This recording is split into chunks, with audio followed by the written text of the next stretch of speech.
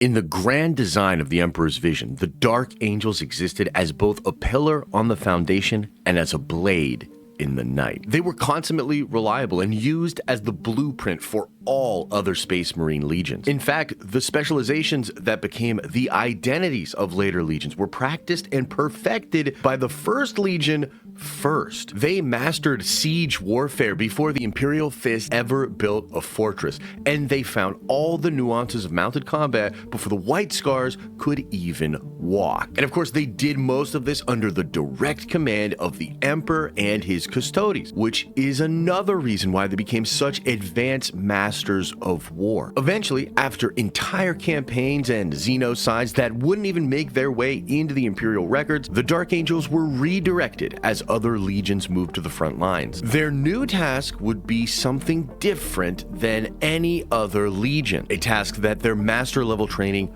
perfectly prepared them for. You see, certain planets were deemed unworthy or unable to be converted into the Imperium of Man, and so the Dark Angels were tasked with eliminating those planets completely. And yet, once reunited with their father Primarch, the Dark Angels rejoin the Crusade and quickly convert more worlds than all the other legions, making up for their slow start. These uncrowned princes are the most interesting Space Marines, as they were the first, and therefore have the longest and most checkered history out of any other legion or chapter. And of course, there are the memes of the Dark Angels and them being traitors. And like all memes, there is a bit of truth to it. And it has also set them up for incredible development, as the Lion is back and he is now redeeming these fallen, treacherous sons. I am very excited to get into all of that with you in this video. Let's talk about the first legion, the ever mysterious and ever powerful, the original Angels of Death,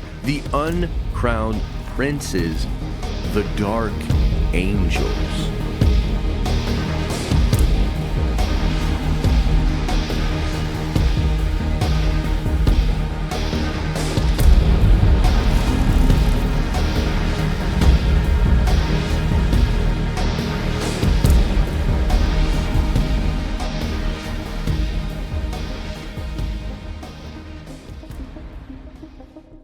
Welcome back to the 101 series, and today we begin our videos going over the different Space Marine legions. The Dark Angels are the perfect place to start, as they were literally the first created, but I should probably issue the same warning that I gave during the Custodes video. The Dark Angels are one of my armies, and I'm obviously biased as fuck about them. However, unlike my Custodes videos, I think there's actually plenty of flaws to talk about with the first legion. They are complicated, dynamic, and about half of them literally turn traitor, so there's that. In the lore, many of the Dark Angels know this about their lineage, but they guard these secrets with their lives. Perhaps this is because of the covert nature of many of the early Crusade missions, or maybe it's because of the layers of secrecy in the circles and the orders of the houses of Caliban, but either way, it's a very neat part of their lore. It somewhat sets them apart, as they have this big secret that is hanging over the Legion's head, and the protection of that secret has put them at odds with many different forces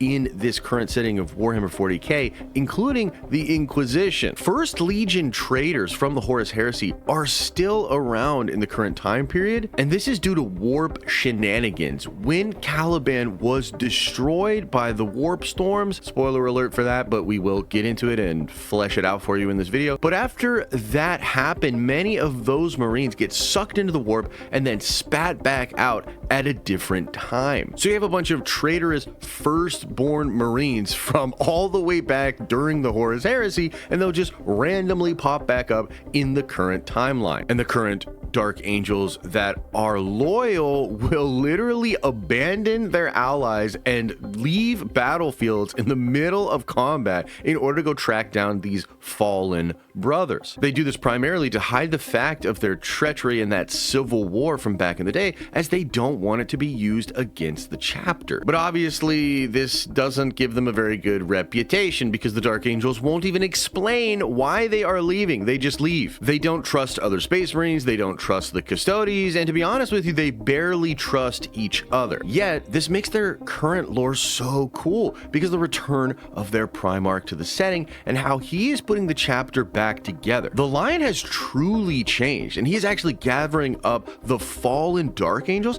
and converting them back into loyalists and bringing them into a pseudo chapter. And he's doing all of this while he is still respecting the secrecy of this civil war from the rest of the galaxy. What's especially cool about this is that it's something you'd never expect of Lionel Johnson, who famously killed his own generals for hesitating to follow orders. As we'll get into in this video, there is a whole time period during the Horus heresy where Lionel Johnson kind of goes off the rails. He does become violent, he does kill some of his own generals, and he gets so crazy that even a lot of his own brother Primarchs no longer trust him. But I'm doing that thing again where I get a bit ahead of myself, so let's pull it back and let's go to the start of the Dark Angels, which also happens to be the start of all Space Marines. As the Emperor was crafting his vision for humanity's future, it became clear to him that he would need powerful soldiers in order to reconquer the galaxy. His vision for how best to accomplish this included 20 demigod Primarch sons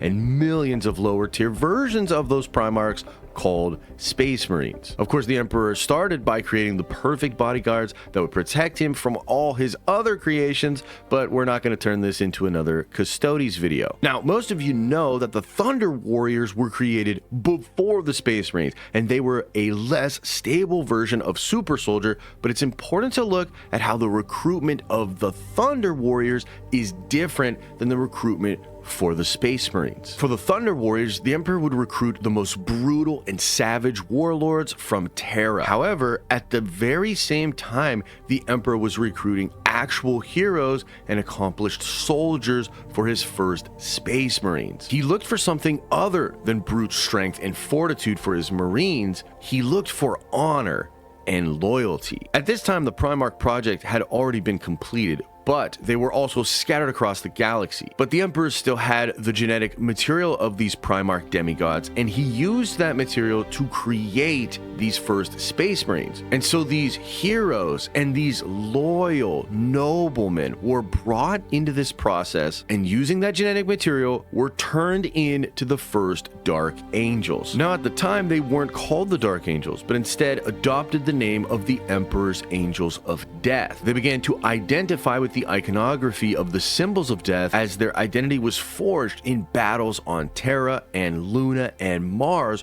before moving out to the rest of the galaxy. They began as executioners, their first assignment being the destruction of the lingering Thunder Warriors outside of the Imperial Palace. Valdor and the Custodes had already slaughtered most of the Thunder Warriors, as the Emperor had deemed them unworthy to continue into his new Imperium. Also, the knowledge of the destruction of the Thunder Warriors would later be used by traitorous Space Marine chapters and legions as for why their rebellion against the Emperor was legitimate. Many of them feared, and maybe even rightfully so, that the Emperor of Mankind would discard them after his crusade, just like he had done with the Thunder Warriors. But more to the point of the Dark Angels, the Thunder Warriors were almost completely destroyed by the Custodes, but then a lingering band of them threatened the integrity of the early palace, and the first ever created and stable Space Marines, that would be the Dark Angels,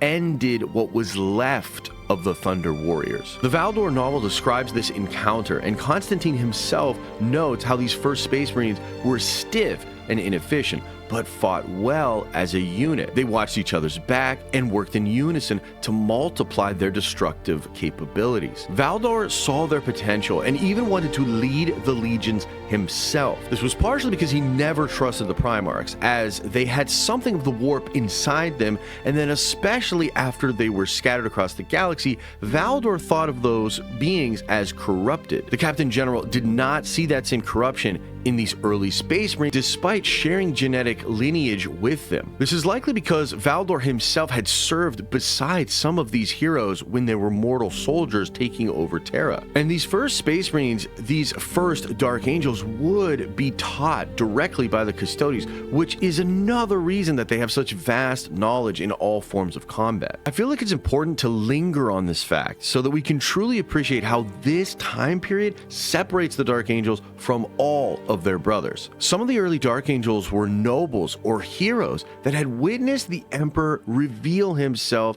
and cleanse Terra of barbarians and warlords. Faith in the Emperor is now dictated by decree, but in those times, it must have been something completely different to have an immortal being of such power actually stand before you. To have seen the Emperor in his prime, to have fought beside him and seen his power firsthand, or even just to have been witness to how he changed Earth and the Sol system must have been something beyond description. These early warriors were mostly volunteers, and it just has to be said that having been in the presence of this changing time in humanity's history must have just instilled such loyalty and pride in a person. Many of the early Dark Angels attained massive glory in battle, or they were the sons of nobles who wished for such glory. And sure, a few were undoubtedly taken against their will, and fewer still were probably given the chance at redemption by converting after being beaten in battle. But all in all, the recruitment of these first Space Marines would result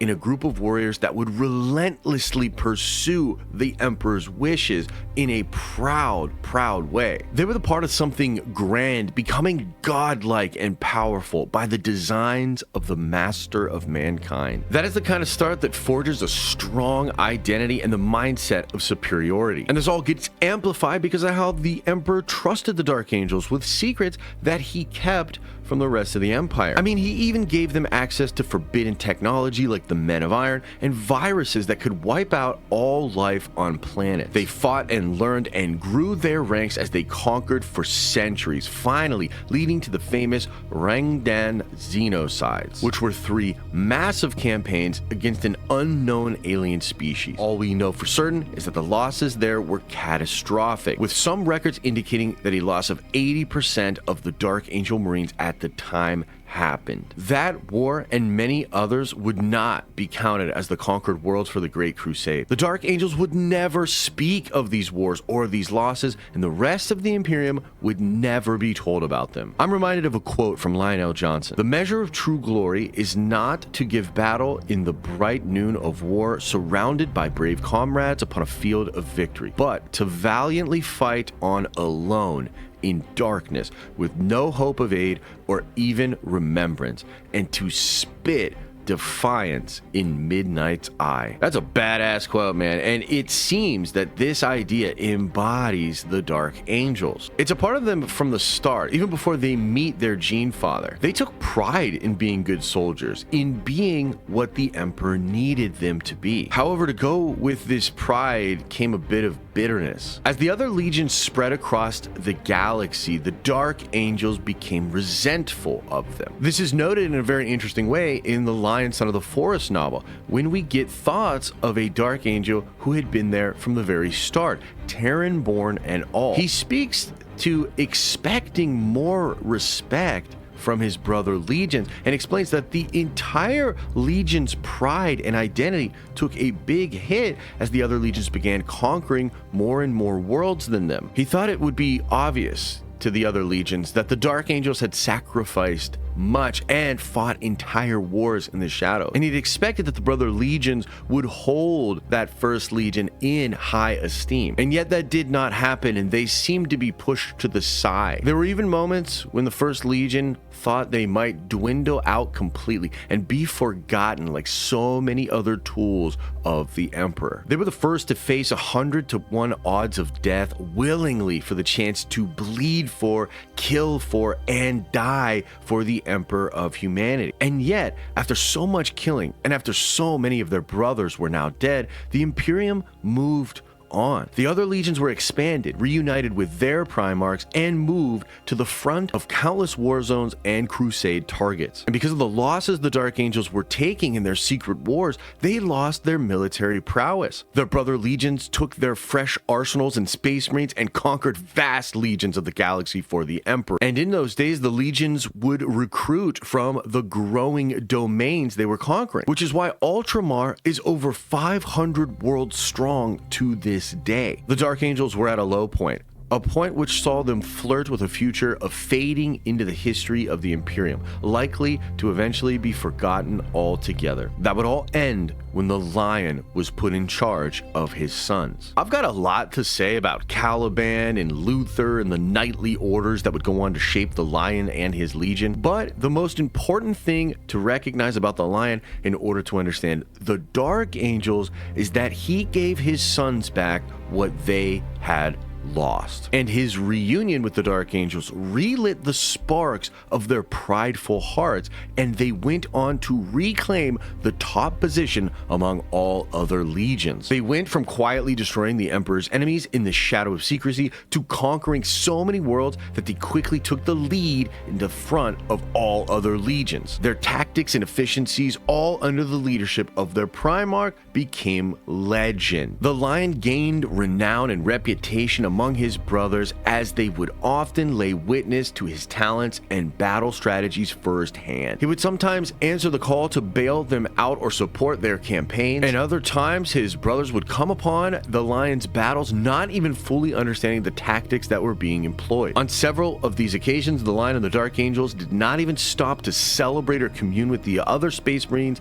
after winning the battle. They just did their job and moved on to the next battlefield. In this way, they regained their identity and forced the other legions to respect them. But in a sense, they did their job too well. They were so powerful at the height of the Horus heresy that Horus had to send the Lion on a wild mission at the edge of the galaxy in order to take him out of the equation. Essentially, the Lion and his legion were so powerful but so unpredictable that Horus would rather keep him off the proverbial board than risk the other side having him. And the Emperor famously did not put the Lion in charge of the legions, despite him being a better general than Horus. And to this day, there are fans that believe the Emperor did this so that he would not have to face the Lion in rebellion. The Lion was too hard to judge and too dangerous to be allowed to be a force in this civil war. And this all leads to the Horus heresy, where the Dark Angels, despite having one of the largest armies in the galaxy, make a very small impact. Horus tricked the Dark Angels into fighting a distraction of a war while the traitors moved towards the throne world. Along with the Blood Angels and the Ultramarines, the Dark Angels were trapped on the other side of a warp storm, unable to go support the siege of Terra. Frustrated beyond measure, the Lion took the Dark Angels around the galaxy and launched wrathful assaults on his traitorous brothers' homeworlds. It's also important to mention that another reason the Lion was so mad is because he was tricked into giving Perturabo two of the most powerful siege weapons in the Imperium, which Horus now had and was taking to go use against the Emperor. So the Lion was feeling really guilty and actually kind of losing it at this point. He was clearly losing his cool and becoming even more violent than usual. During this time period, the loyal Primarchs thought the Emperor and Terra might have already been destroyed, so they formed their own mini Imperium known as Imperium Secundus. And while this little mini empire was going on, the Lion and the Dark Angels were dealing with Conrad Kurz and the Night Lords. And the TLDR is that the Lion's tactics were so crazy and brutal that his brothers exiled him from the new empire. Like, imagine being so brutal and crazy that Rabute Gilliman and Sanguinius, two demigods with a bunch of killer savage sons, they look at you and go, nah man, like, you're too crazy, you gotta get out of here. Now eventually the Lion comes to his senses and he actually redeemed himself by realizing that the Emperor was still alive. This had to do with a vision that Conrad Kurz was having of a future event, which basically would only happen if the Emperor would make it to said future event. Until the Lion comes back to Imperium Secundus, he tells his brothers about this and they're all like, oh wow, that makes a lot of sense. We can actually do this. Let's go save the Emperor. So the loyalists all join back together and they forge through the Eye of Terror, fighting against hordes of demons. It was decided that the Ultramarines and the Dark Angels would occupy the demons and the traitors, and this was to allow the Blood Angels to slip through and to make it to Terra. This was basically done because Sanguinius was the most powerful of all of the loyal Primarchs, and he could directly aid their father. And boy oh boy did Sanguinius aid their father. He fights against a massive freaking demon and literally solos a warlord titan. He did this shit back to back, by the way, and then he goes on to wound Horus at the cost of his own life. And this leads to Horus and the Emperor having a reality spanning battle at the bitter end of time and space. Horus is destroyed, the Emperor is wounded and put on the Golden Throne, and then the Dark Angels finally make it back to humanity's homeworld. Now this made it so the Dark Angels had one of the largest Space Marine legions as the Emperor was being put onto the Golden Throne. And therefore, most of the Scouring, which was a time period where the Empire was trying to kill a bunch of running traitors, the Scouring was mostly carried out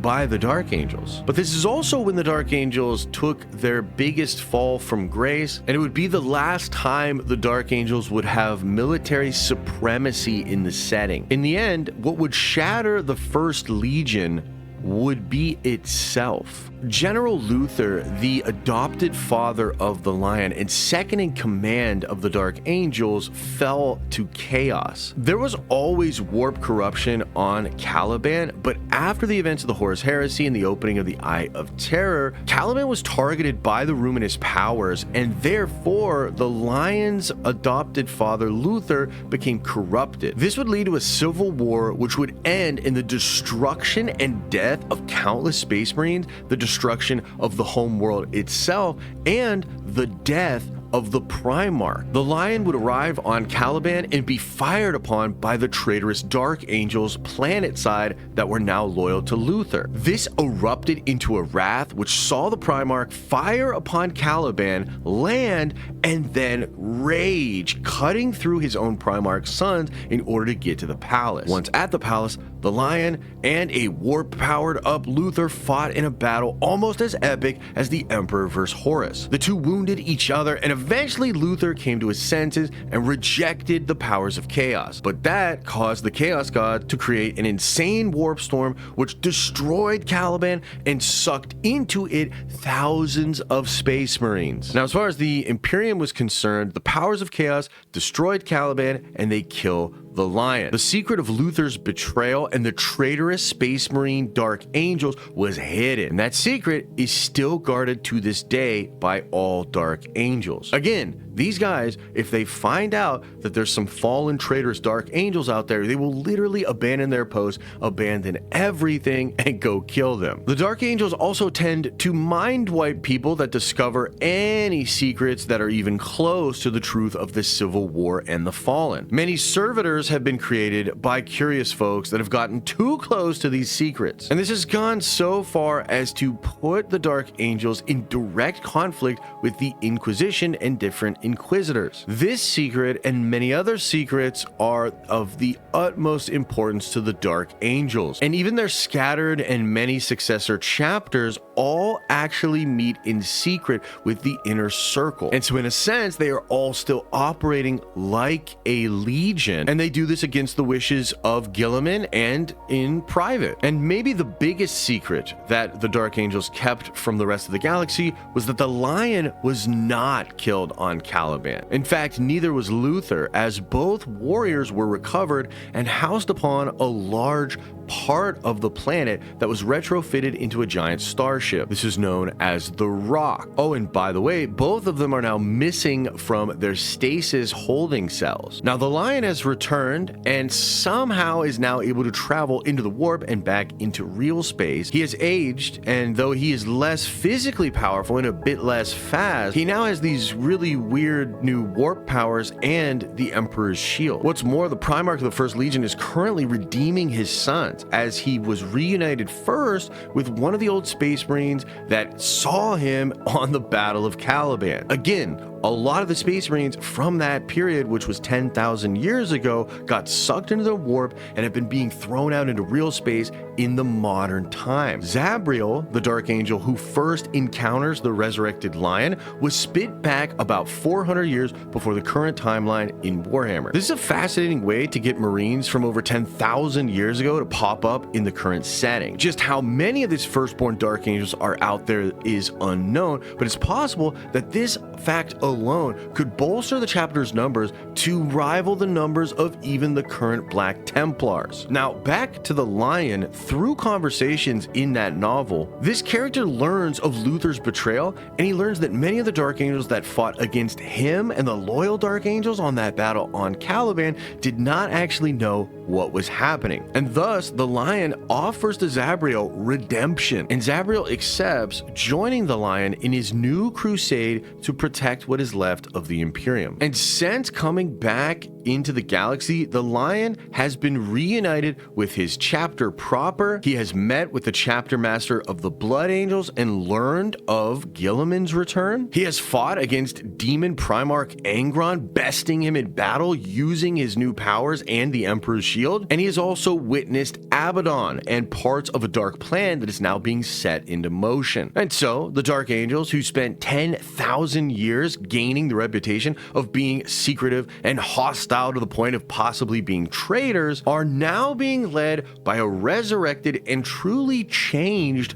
Primarch Lion L. Johnson. They are adjusting their practices and aligning themselves with the new vision of their Gene Father. And this is a really big deal for the Imperium, and it's a huge thing for the lore overall. The next massive moment on the horizon will be the reuniting of the Lion with his brother, Lord Rabute Guilliman. As of now, the Lion knows of Guilliman being alive, but Rabute does not know about his brother's return. It'll be fascinating to see what it looks like when these two characters are reunited. I personally think the Imperium will be stronger than ever once they do unite, and I would imagine whatever Abaddon is cooking up with Vashtor in what is likely to be the 14th Black Crusade, yeah, I would imagine you're going to see the Imperium fight against that with Lionel Johnson and Rabute Guilliman hand in hand, or maybe more side by side, we'll see. And so there you have it, the broad strokes of the Dark Angels' beginnings and the basics of their time in the Crusade. And we even got a bit of what they're currently doing in the lore. This is a great start to understanding the psychology of their legion and their basic story. But of course, there's a lot of detail to drill down on. We'll need to talk more about the Lion's upbringing on Caliban and how that shaped him as a leader. We'll need to discuss the Hexagrammicon and the types of knightly orders that the warriors of Caliban used and how that was integrated into the Legion and now in the successor chapters. We got to talk about the inner circles of the Dark Angels, which is a really interesting aspect to them, and it is fascinating to explain how all of this developed over the many thousands of years since their first founding. And of course, there's so much more to be said about the Lion's resurrection and his new powers. He's even able to communicate with the Emperor himself using these powers, and he was able to retrieve the Emperor's shield by fighting against some kind of warp monster that the Big E had placed there guarding his relic weapons. But for now, this will suffice as a very good start for the 101 series of the different Space Marine Legion. I absolutely love the Dark Angels, and I hope that some of that love came across in this video. Maybe you're now thinking of the Dark Angels as being pretty awesome. Or maybe you were a Dark Angels hater and now you've turned just a bit to at least be able to admit that they're more interesting than the memes say. I hope you enjoyed this video, and I'll see you in the next one.